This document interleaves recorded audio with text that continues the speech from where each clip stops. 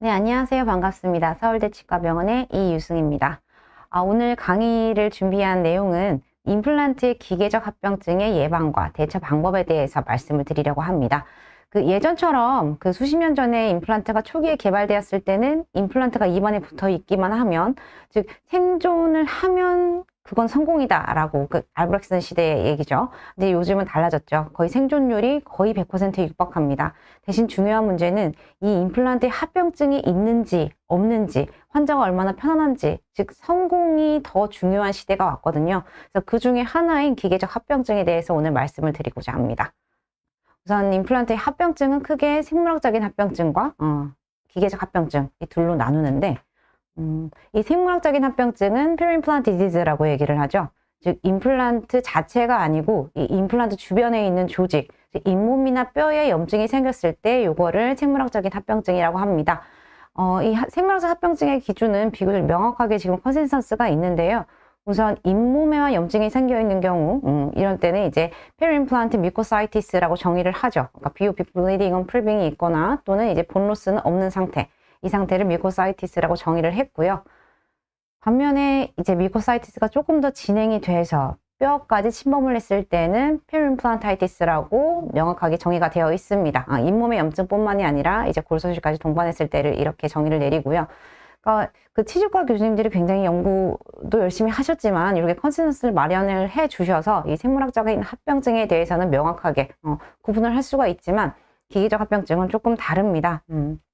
기계적 합병증은 임플란트 주변이 아니고 이 임플란트 자체에 발생을 합니다. 즉 이 임플란트의 컴포넌트들을 구성품을 좀 나눠보자면 우선 상부 보철물, 크라운이나 아니면은 지대주, 나사 또는 임플란트, 얘네들의 자체에 발생하는 기계적 합병증을 지금부터 얘기를 해볼 텐데, 우선 이 상부 보철물, 크라운이 발생할 수 있는 합병증은 우선 크라운 탈락이 있죠. 디스멘테이션이나 아니면은 포슬린 비니어 프랙처, 이런 합병증들이 발생할 수 있고요. 그리고 지대주에 발생할 수 있는 합병증은 디포메이션, 그러니까 연결 부위가 휘어진다거나 또는 프랙처, 파절이 나는 경우들도 있습니다.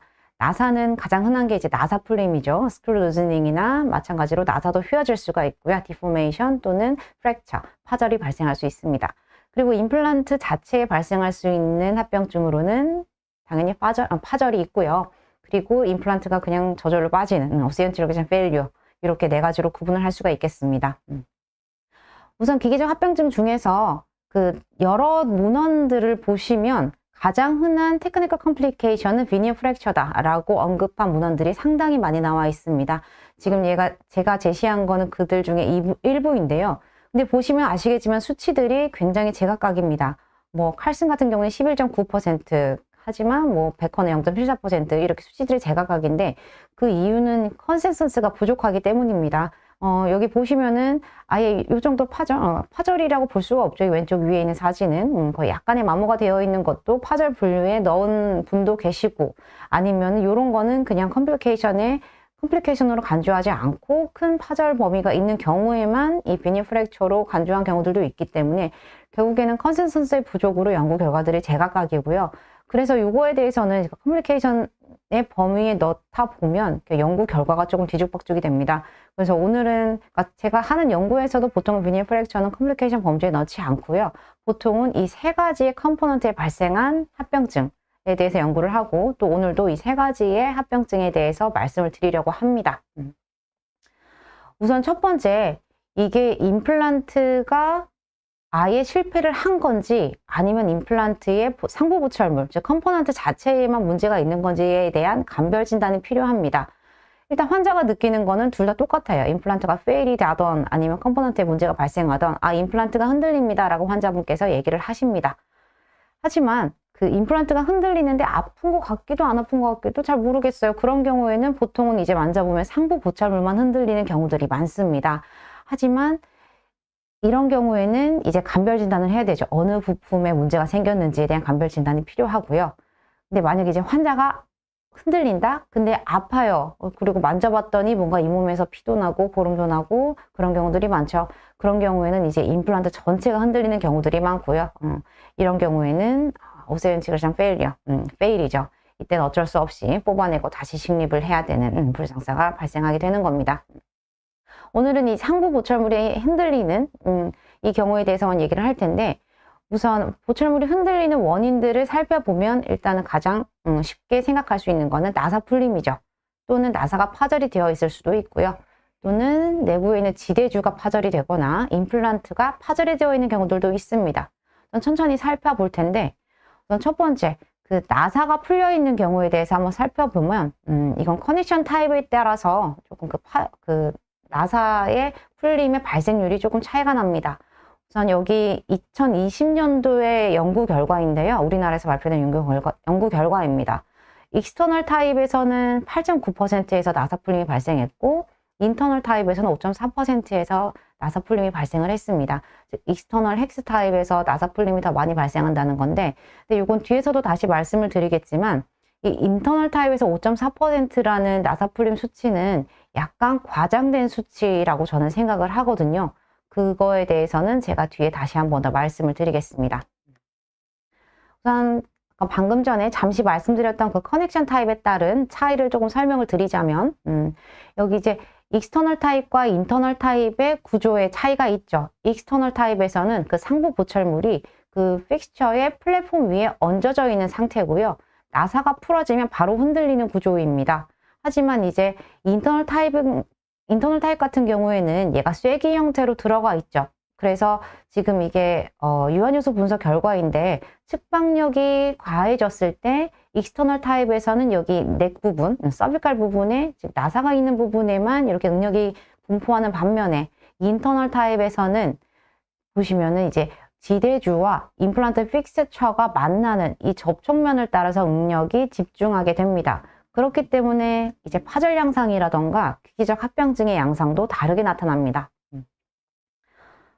우선 익스터널 타입에서 만약에 나사 풀림이 발생했다. 그러면은 나사 이외에는 익스터널 타입의 상부 보철물을 유지할 수 있는 구조가 없습니다. 그렇기 때문에 나사 풀림과 동시에 상부 보철물이 흔들리게 됩니다. 하지만 인터널 타입 같은 경우에는 저장력이 발생하면 점점 안으로 침화되는 현상이 발생하죠. 웨지 이펙트가 발생하게 되고요. 그래서 이 경우에 나사가 풀리게 되더라도 얘네들은 지금 그 웨지 형태로, 쐐기 형태로 딱 픽스처 안에 머물러 있는 상태이기 때문에 대부분은 흔들리지 않습니다. 만약에 얘가 흔들린다? 그러면 인터널 타입에서는 나사 풀림보다는 다른 부품의 이유를 생각을 해 보셔야 됩니다. 우선 첫 번째로 생각할 수 있는 게 이제 어버트먼트의 파절이고요. 아니면 이제 임플란트 자체가 파절이 되는 경우입니다. 이때는 이제 그러니까 임플란트가 파절이 되면서 픽스처 내부가 벌어져 있기 때문에 나사가 풀어지고 그래서 흔들리게 되는 것이죠. 그래서 따라 정리를 해보자면, 익스터널 타입에서 상부 보철물이 흔들린다. 그럼 대부분은 스크류 루즈닝을 생각을 해보시면 되고요. 만약에 인터널 타입에서 흔들린다. 물론 스크류 루즈닝도 가끔씩은 발생합니다. 하지만 다른 부품의 문제를 의심을 해봐야 합니다. 어떤 부품들의 문제가 많이 생기느냐에 따라서 이제 익스터널 타입과 인터널 타입을 한번 연구를 해봤습니다. 임상 연구였고요. 그랬더니 익스터널 타입에서 가장 많이 파절되는 부품은 나사가 가장 많았었습니다. 여기 왼쪽에. 하지만 인터널 타입에서는 일단 익스터널 타입과 비교를 했을 때 파절이 상당히 많이 일어나는 것처럼 보이죠. 그리고 그 중에서 가장 많이 파절이 되는 것은 이 지대주입니다. 지대주 파절이 인터널 타입에서는 가장 많고, 그리고 중요한 게 이 빨간 색깔 임플란트의 파절인데, 임플란트의 파절은 익스터널 타입보다 인터널 타입에서 더 많이 발생을 합니다. 하지만 요즘 보통 원장님들은 인터널 타입을 많이 사용을 하실 겁니다. 저희 병원에서도 그렇고요. 왜냐하면은 저렇게 파절도 발생하지만 결국에는 안정적인 구조거든요. 인터널 타입이. 그래서 요거 이제 저희 병원에서 많이 쓰는 인터널 타입들을 많이 모아놨는데, 네오의 IS도 있고, 덴티움도 있고, 오스템, 메가젠, 그다음에 ITI 등 여러 가지 제품들을 사용을 하고 있습니다. 대부분의 회사에서도 익스터널 타입보다는 인터널 본 레벨 타입을 주력 상품으로 개발을 하고 있고, 현재 많이 홍보도 하고 있는데요. 그래서 오늘은 익스터널 타입보다는 그 인터널 타입에 대해서 기계적 합병증을 조금 더 말씀을 더 많이 드리려고 합니다. 연구 하나를 소개를 해드릴 텐데, 인터널 타입의 임플란트의 기계적 합병증에 대해서 그러니까 14년간의 후향적 보고입니다. 그랬더니 이제 스크류 루즈닝이 46.4%에서 발생을 했고요. 부품의 파절, 그러니까 지대주, 나사 또는 임플란트의 파절이 14.9%에서 발생을 했다라고 제가 연구 결과를 발표를 했는데, 사실 여기 이 스크류 루즈닝이 조금 더 과장되어 있다. 아까 앞에서도 말씀을 드렸지만 이 연구에서도 그랬습니다. 왜냐하면 스크류 루즈닝 혼자서만 단독으로 발생한 것만 포함시킨 게 아니라 다른 부품이 파절되면서 함께 동시에 발생한 스크류 루즈닝도 여기에 포함이 되어 있거든요. 그렇기 때문에 이 숫자는 굉장히 과장되어 있다라고 보시면 되고요. 그리고 이 오른쪽에 있는 파절된 부품들을 보시면 앞에서와 마찬가지로 지대주 파절이 11.4%로 가장 높게 나타납니다. 그리고 임플란트 파절도 3.5%에서 발생을 했고요. 스크류 파절은 2.6%에서 발생을 했는데, 여기서 눈여겨볼 점은 나사만 단독으로 파절된 경우보다는, 물론 그런 경우도 있지만 보통 지대주가 파절되면서 같이 파절된 나사 또는 임플란트가 파절되면서 같이 파절된 나사가 굉장히 많이 포함되어 있습니다. 결국에는 이 인터널 타입에서는 지대주 파절을 가장 첫 번째로 의심할 수가 있다라는 것이고요. 그래서 조금 정리를 해보자면, 만약 인터널 본레벨 타입의 임플란트에서 상부 보철물의 움직임이 발생했다. 그러면 첫 번째로 의심할 수 있는 건 나사 풀림보다는 지대주 파절을 제일 먼저 의심을 해야 되고요. 그리고 보철물을 꺼내서 봤는데 지대주가 멀쩡하다. 그럼 임플란트가 혹시 부러져 있는 건 아닌지를 의심을 해봐야 됩니다. 만약 둘 다 아니라면 그때는 이제 나사가 그냥 풀려 있거나 또는 나사가 부러져 있는 경우일 가능성이 높습니다. 이 지대주 파절이 가장 흔한데, 보통 이런 임상에서 그냥 나사가 풀렸겠지라고 생각하고 그냥 나사만 쫄고 넘어가는 경우들이 많거든요. 하지만 나사 풀림이 아니고 지대주 파절에 힌트를 주는 그런 사인들이 있는데, 우선은 첫 번째는 임플란트의 상부 보철물이 흔들린다. 흔들려서 만져봤는데, 보통 이제 싱글인 경우에는 지대주를 헥스 인덱스 타입을 많이 사용을 하시죠. 이 헥스가 들어가면 보통 로테이션은 발생하지 않습니다. 하지만 움직임이 협설 방향뿐만 아니라 로테이션까지 있다면 그거는 거의 대부분 지대주 파절인 경우들이 많습니다. 그리고 나사는 풀려 있는 경우도 있고요, 안 풀려 있는 경우도 있고요. 이런 경우에는 보통은 이제 넥 부분이 파절이 되어 있는 어버트먼트 프랙처인 경우들이 많거든요. 이 유한요소 분석 결과를 다시 한번 보시면 이 응력이 분포되는 부위가 이 서비컬 부분이죠. 그래서 파절되는 부위도 이 부분에서 굉장히 많은 파절이 발생합니다.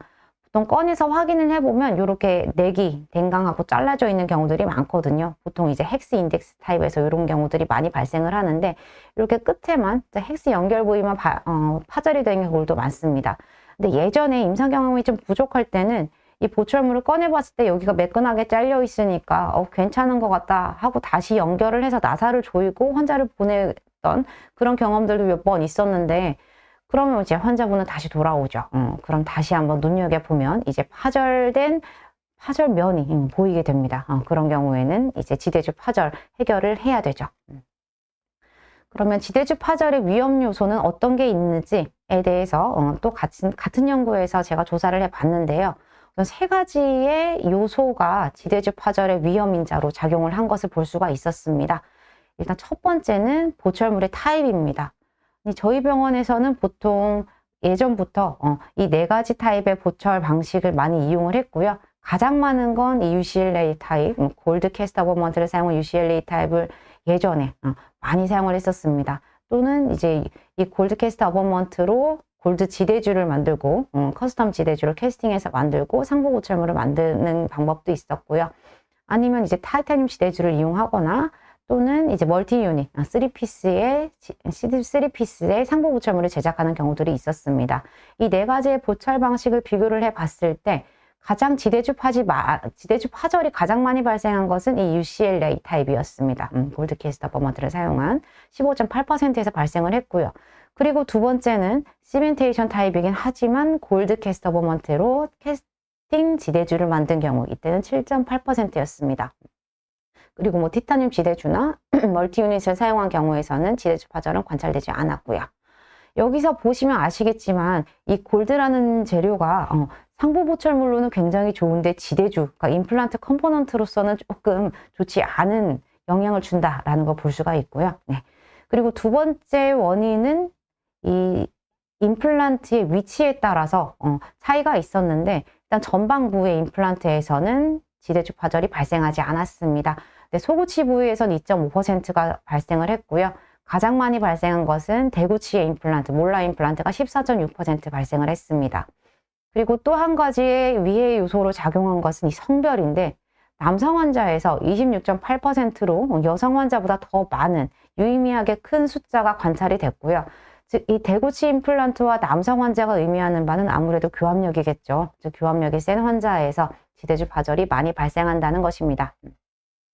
그리고 또 다른 원인은 이 임플란트를 스플린팅을 했는지 아니면 이렇게 싱글로 보철을 했는지에 따라서 차이가 있었는데, 그 넌스플린팅, 즉 싱글 임플란트에서 25.7%로 더 많은 임플란트 지대주의 파절이 관찰이 됐고요. 그리고 또 눈여겨볼 만한 사실은 이 스플린팅한 숫자가 늘어날수록, 즉 2유닛보다는 3유닛, 3유닛으로 더 많은 숫자가 연결될수록 위험도가 감소가 되었습니다.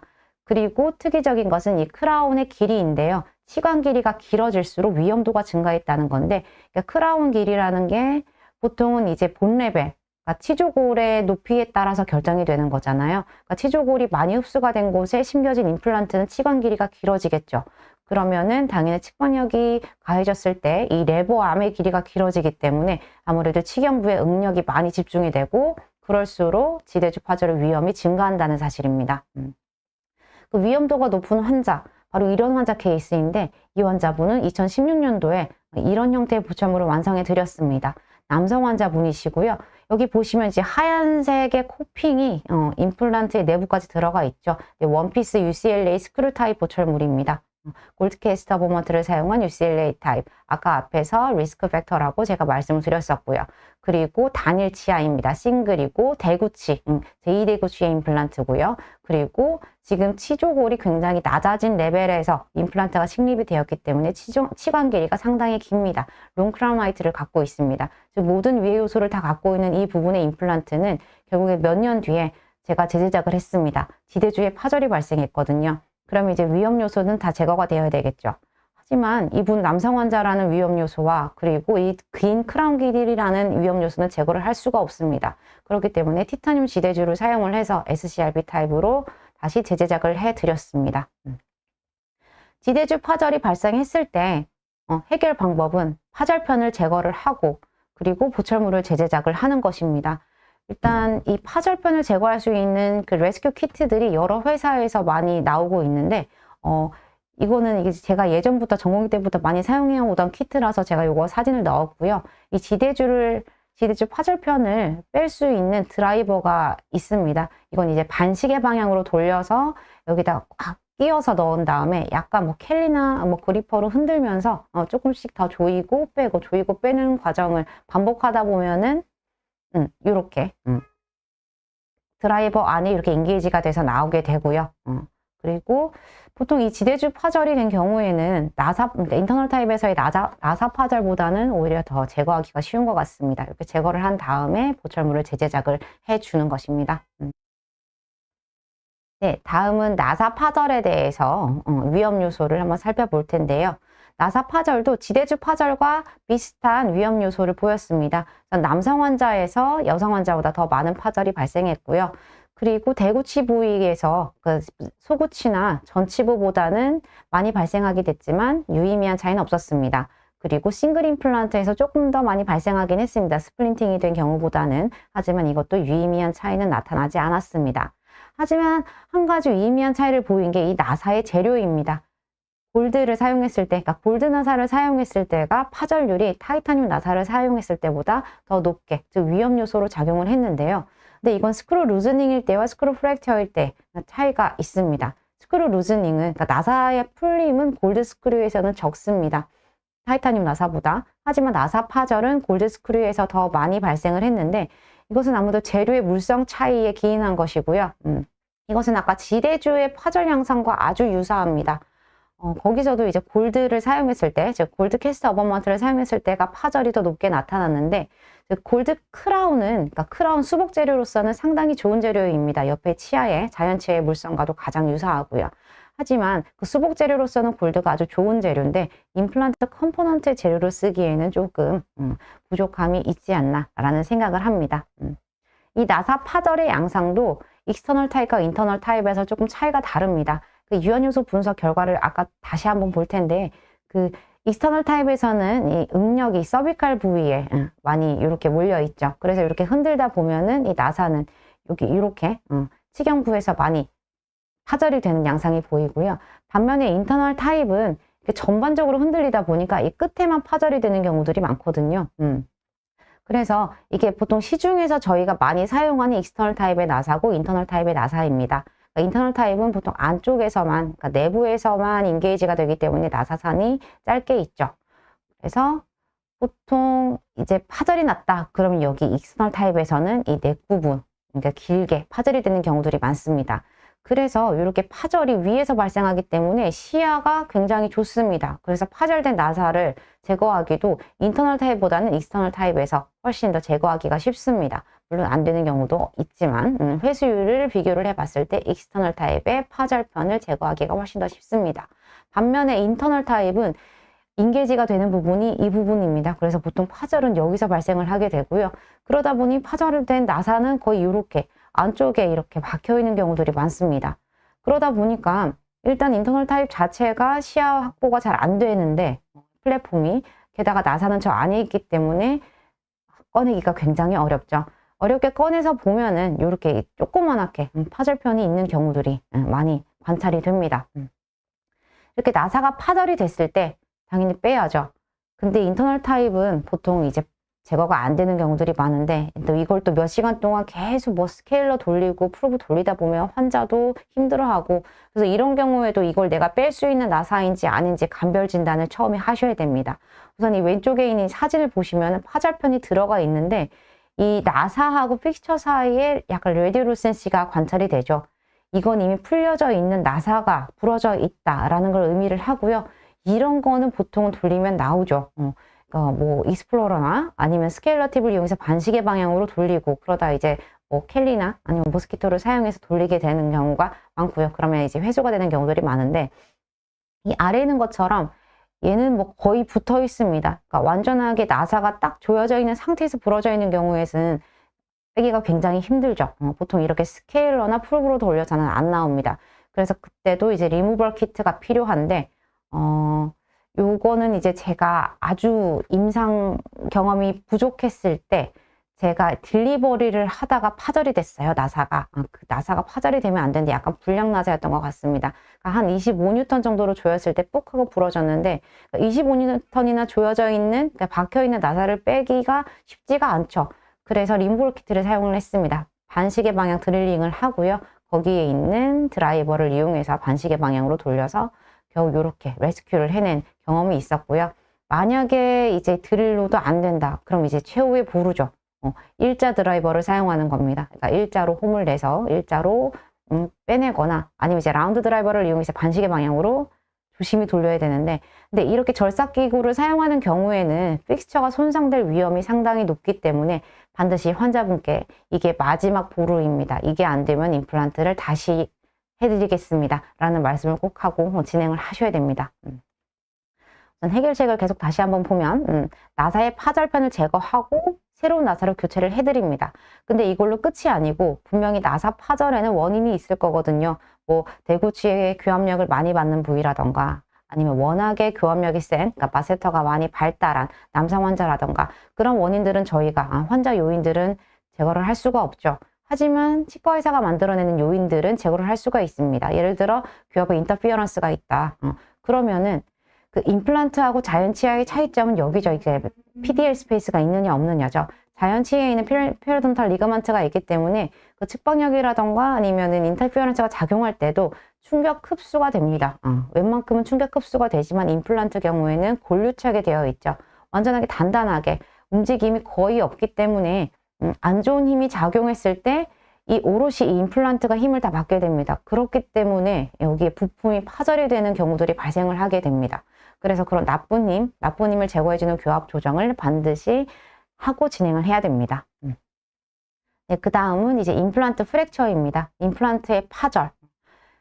여기에서도 이제 파절 양상이 익스터널 타입과 인터널 타입에서 다르게 나타나는데, 익스터널 타입은 보통 이제 허리즌털로 이렇게 수평적으로 발생하는 경우들이 많습니다. 반면에 인터널 타입은 이 상부 보철물이 왔다 갔다 하다 보면은 이렇게 보통 이렇게 버티컬로 발생하는데, 이런 경우에는 또 임플란트가 찢어진다라고 표현을 하죠. 이렇게 파절 양상이 조금 다릅니다. 그 임플란트 파절의 위험 요소를 또 비슷한 논문에서 제가 분석을 해 봤는데요. 우선은 앞에 부품 파절하고 굉장히 비슷하죠. 남성 환자 여기 또 들어와 있고요. 그리고 대구치 임플란트 여기 또 마찬가지로 들어가 있습니다. 그리고 네로 임플란트 여기 있네. 임플란트의 다이아미터 직경이 작아질수록 파절의 위험도가 높아집니다. 즉 네로 임플란트는 결국에는 파절이 위험하다라는 얘기고요. 그 임플란트 파절의 솔루션은 제거를 해야죠. 하지만 임플란트는 제거하면 다시 심어야 됩니다. 리플레이스먼트, 결국엔 답이 없다라는 거죠. 결국엔 예방이 중요하다라는 겁니다. 우선은 진행 초기에는 방사선 영상에서 확인이 매우 어렵습니다. 치아 파절도 그렇지만, 하지만 이제 나사의 파절이 발생을 하게 되죠. 이렇게 그 인터널 타입에서 임플란트의 파절이 발생하게 되는 게 이런 양상으로 나타나는데, 보통 이제 수직 치마가 발생을 하죠. 저작과 함께. 그러면서 위에서부터 자꾸 누르게 됩니다. 그러면서 이제 임플란트가 쭉 하고 수직적으로 버티컬로 금이 가기 시작을 하는데, 그게 이제 점차 지나다 보면은 점점 벌어지면서 나사가 풀어지게 됩니다. 그리고 그게 방사선 영상에서는 관찰이 되지 않으니까 단순한 나사 풀림인 줄 알고 나사를 조여서 다시 환자를 보내면 또 옵니다. 나사가 또 풀어져서 반복적으로 나사가 풀어지게 되는 그런 증상을 보고 확인을 할 수가 있습니다. 제 케이스들을 몇 가지 보여드릴 텐데, 우선 2020년도에 상부보철물이 탈락해서 내원을 하셨습니다. 그래서 혹시 무슨 문제가 있나 싶어서 사진을 찍어 봤는데 픽스처에서 어떤 파절선도 관찰이 되지가 않았습니다. 그래서 다시 끼워드렸죠. 그랬는데 진짜 뭐 한 달 뒤에 또 체크할 때도 풀어져 있고, 어쩌다가 운 좋으면 한 3달 있다가 풀어지고, 계속적으로 나사가 풀어지고 조이고 왔다 갔다 했는데, 결국에 언제 이 임플란트가 부러져 있는 걸 확인을 했느냐, 이렇게 여기 파절편이 부러져 나가고 나서야 확인을 했습니다. 근데 여기서 보시면 아시겠지만 여기서부터 파절이 시작했는데, 이 파절이 시작된 전부터 골소실이 시작이 됩니다. 그래서 이거는 빨리 찾아냈으면 이 정도까지 골소실은 발생하지 않았을 것이고요. 또 다른 환자분 케이스인데, 아까 그거를 말씀을 안 드렸네요. 앞에 환자분은 26번 부위의 임플란트, 대구치 임플란트인데 인터널 타입 4.5 직경을 식립을 하셨습니다. 남성 환자분이시고요. 네. 그리고 이분은 소구치 부위에, 그러니까 24번 임플란트 부위에 내로우죠. 3.5mm 직경의 임플란트를 식립을 했습니다. 남성 환자분이신데, 그리고 상부 보철물을 장착한 지 1년이 지났습니다. 그때부터는 이제 지속적인 나사풀림 발생을 했고, 이건 이제 2년 후에, 딜리버리 2년 후에 촬영한 방사선 사진입니다. 그 당시에 이거를 보고서 임플란트 파절인 거를 알아낼 수도 있었어요. 여기 자세히 보시면은 이쪽보다 이쪽은 이제 패럴렐하게 쭉 이렇게 내려가는 반면에, 이쪽은, 지금 미지얼 쪽은 얘가 약간 벌어져 있는 게 보이시죠? 보시면은 여기에 레드루센스하게 약간 골소실도 발생하고 있는 게 보입니다. 결국에 이때부터 파절이 진행이 되고 있었었는데, 그거를 눈치를 못 채고 계속 풀어지면 조이고 풀어지면 조이고 하다가 결국에는 이 파절편이 떨어져 나왔습니다. 22년도에. 이때가 돼서야 관찰이 됐고, 결국에는 이때까지 계속 기다리는 동안 굴은 여기까지 소실이 되었습니다. 그리고 다른 환자분은 꽤 오래 쓰셨습니다. 2008년도에 상부 보철물을 장착을 하셨는데, 또 이제 2017년도부터 반복적인 나사 풀림이 계속 관찰이 되죠. 근데 또 사진을 찍어봤습니다. 2022년도에 5년이나 지났어요. 근데 지속적으로 나사는 풀리나 이 방사선 사진상에서는 파절선도 없고 이상이 없다라는 소견을 계속 보여드렸죠. 근데 보시면은 여기도 골소실이 관찰이 되고 있습니다. 그리고 2023년도에 드디어 보니까 얘가 벌어져 있는 게 보였습니다. 임플란트가 파절이 이미 진행이 되고 있었는데 이제서야 관찰이 된 겁니다. 그리고 이 환자분은 일단은 처음에는 재환자는 아니었는데 재환자가 됐던 케이스고요. 우선은 UCLA 상부보철물을 연결을 하고 나서 얼마 되지 않아서 지속적으로 계속 풀렸다가 조였다가를 반복했어요. 그러니까 조이고 나면 자꾸 풀어지고 조이고 나면 풀어지고, 그래서 그 방사선 사진상에서도 파절이 관찰이 되지 않았기 때문에 제 생각엔 이게 보철물의 문제가 아닌가 싶어서 UCLA 타입이니까 그래서 이제 티타늄 어버 지대주를 사용하고 SCRP 타입으로 상부 보철물을 재제작을 했습니다. 그리고 나서 한 달 체크를 했는데 또 나사가 풀렸어요. 그리고 사진을 찍어서 봤더니 여기에 이렇게 벌어져 있는 파절이 진행되고 있는 게 보였습니다. 보시면 아시겠지만 파절이 계속 파절이 진행이 되는 동안 골소실이 점차 증가하고 있는 게 관찰이 되시죠. 그만큼 이제 조기 진단이 중요하다는 얘기입니다. 그리고 이분은 이제 여성 환자분이십니다. 여성 환자분이시고 46번짜리에 이분도 인터널 타입이고 4.0을 진입을 하셨어요. 조금 얇아 보이죠? 그리고 이제 2018년도에 딜리버리를 했고 22년도에 그때부터 이제 또 반복적으로 나사 풀림이 발생을 했습니다. 그리고 나서 이제 2023년도에 드디어 이쪽이 벌어져 있는 게 보이죠. 파절이 됐구나. 그리고 그때도 보니까 벌써 골소실은 여기까지 진행이 되어 있었습니다. 제거를 했더니 트레빈모로 제거를 했습니다. 파절편이 그제서야 이렇게 보입니다. 결국에는 조기 진단이 중요하다는 건데 진행 초기에는 방사선으로 볼 수가 없죠. 그리고 육안으로 확인이 가능한 시기, 아까 앞에서처럼 이렇게 보이는 시기가 오면은 이미 골소실이 상당히 진행이 되어 있는 경우들이 많습니다.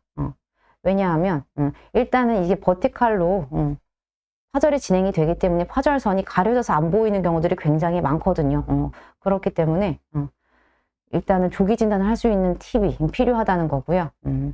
이분은 이제 익스터널 타입인데 이분도 마찬가지예요. 계속 풀리고 골소실이 발생하고 있었는데 이걸 눈치를 못 채고 어느 날 봤더니 플랫폼 쪽에 하리젠드 크랙 라인이 관찰이 됐습니다. 그러니까 이때 이렇게 눈으로 관찰이 될 정도면 이미 골소실은 상당히 진행이 됐다라는 거죠. 이렇게 육아 조직도 함께 나왔고요.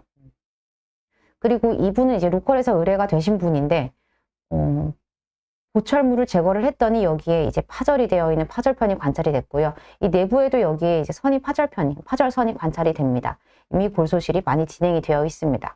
결국에는 조기의 감별 진단이 중요하다는 건데 방사선 사진만으로는 확인이 어렵습니다. 그 임플란트 파절의 조기 진단은 방사선만으로는 어렵고 환자의 증상까지 포함을 해서 저희가 판단을 해야 되는데 우선 환자의 증상은 반복적인 나사 풀림입니다. 그리고 방사선 사진을 봤을 때 이 레디올루센스가 조금 특이하죠. 약간 J 쉐입으로 즉 여기가 파절이 진행이 되는 그 오리진이거든요. 파절이 시점으로부터 이제 J 쉐입의 레디올루센스가 관찰이 됩니다. 이건 이제 버티컬 루트 프랙처 자연치에서도 비슷한 양상이죠. 버티컬 루트 프랙처가 나타났을 때도 이제 파절이 된 부위부터 이제 J 쉐입의 레디올루센스가 관찰이 되는데 이런 경우에는 임플란트의 파절선이 보이지 않더라도 파절을 의심을 해야 됩니다. 결국엔 아까도 말씀드렸지만 예방이 중요하다는 거고요. 결국에는 이 예방을 하기 위해서는 위험 요소들을 잘 알고 있어야 된다는 것입니다. 이 임플란트 프랙처의 위험 요소는 대구치 임플란트, 남성 환자, 그리고 네로 임플란트라고 했거든요. 그래서 대구치 부위에 임플란트를 하게 되면 인터널 타입이라면은 4.5나 4.0은 파절 위험이 높기 때문에 최소 5.0 이상의 직경의 임플란트를 식립을 해야 되고요.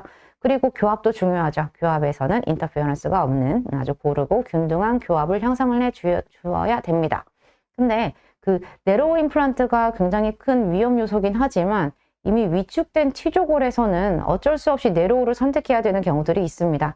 그런 경우에는 이제 인터널 타입 본 레벨이 아니라 인터널 타입의 티슈 레벨 임플란트를 선택을 하는 게 좋습니다. 그래서 지금부터는 이제 티슈 레벨 임플란트에 대한 얘기를 하려고 하는데요. 이 티슈 레벨이라고 하는 게 안 좋다고 하더라고요. 왜냐하면 저게 특정 회사의 제품명이잖아요. 스트라우만이라는. 그래서 non-submerged 타입이라고 제가 이제 말씀을 드릴 텐데 이제 본 레벨의 익스터널 타입과 티슈 레벨, 그 non-submerged 타입의 유한요소 분석 결과를 한번 비교를 해보시면은 측정력이 작용을 했을 때 익스터널 타입에서는 이제 나사 부분, 이게 치경부에 응력이 집중되는 걸 볼 수가 있습니다. 하지만 이 티슈 레벨에서는 non-submerged 타입에서는 응력이 집중되지 않고 아주 골고루 퍼져나가 있는 영상을 볼 수가 있습니다. 그래서 저희 병원 데이터를 분석을 해봤을 때 티슈 레벨 임플란트에서 메카니컬 컴플리케이션, 부품의 파절이 적게 나타났습니다. 아주 유의미하게. 그리고 이 기계적인 합병증뿐만이 아니고 생물학적인 합병증도 티슈 레벨, 그러니까 non-submerged 타입에서 굉장히 적게 나타납니다. 결국에는 이 티슈 레벨 임플란트가 기계적 합병증이든 아니면 생물학적인 합병증이든 굉장히 위험 요소로부터 벗어나 있다, 좋다 라는 결과를 보여주고 있는 것인데요. 이 넌서브머치 타입의 이건 네오의 IT 제품입니다. 이 넌서브머치 타입의 임플란트는 두 파트로 구성이 되어 있습니다. 일단은 뼈에 묻히는 러프 서피스로 구성되어 있는 오세인티그레이티드 파트랑 그 다음에 치은 관통부죠. 여기는 머신드 서피스로 되어 있습니다. 일단은 구조 자체가 기계적으로 굉장히 물성이 탄탄할 수밖에 없습니다. 일단은 본 레벨의 인터널 타입과 본 레벨 익스터널 타입의 기계적인 장점을 모두 다 결합해 놓은 형태라고 저는 생각을 하고요. 그리고 이머전스 프로파일을 봤을 때 이미 빌트인이에요. 이미 정해져 있는 이머전스 프로파일이 이미 치은 관통부에 형성이 되어 있기 때문에 보철물을 어떻게 만들든 간에 이 이머전스 프로파일 때문에 임플란트 주변 잇몸에 해가 되는 경우가 없습니다. 실제로 논문 결과에서도 그랬습니다. 그 이머전스 프로파일이 뚱뚱하거나 이머전스 앵글이 30도 이상인 경우에는 본 레벨인 경우에는 페림플란타이티스의 유병률이 높게 나타났는데 티슈 레벨에서는 이머전스 프로파일이나 앵글이 어떻든 간에 상관이 없다라는 연구 결과가 두 논문에서 발표가 된 적이 있습니다. 결국에는 생물학적으로도 굉장히 유리한 형태를 갖고 있다는 뜻인데요. 하지만 그 임상에서 그 티슈 레벨 임플란트, 즉 넌서브머치드 타입의 임플란트를 선택하지 않는 임상가분들이 많습니다. 그 이유는 이 치은 관통부의 길이가 정해져 있기 때문인데 보통 여러 회사 제품들을 보시면 치은 관통부의 길이가 1.8mm 또는 2.8mm로 정해져 있습니다.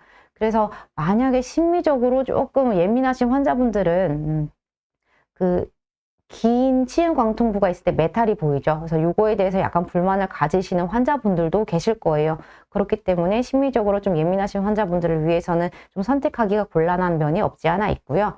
그리고 또 한 가지 중요한 것은 이 크라운 하이트 스페이스인데 보통은 아이디어랑 크라운 하이트 스페이스가 8에서 12mm라고 한다면 이미 그 치조골을 해서요. 치조골 상방에 8에서 12mm가 있어야 되는데 그 티슈 레벨, 넌서브머치드 타입인 경우에는 이미 이 치은 관통부의 길이가 2에서 3mm가 이미 들어가 있기 때문에 그 위에는 6에서 10mm밖에 공간이 남아있지 않습니다.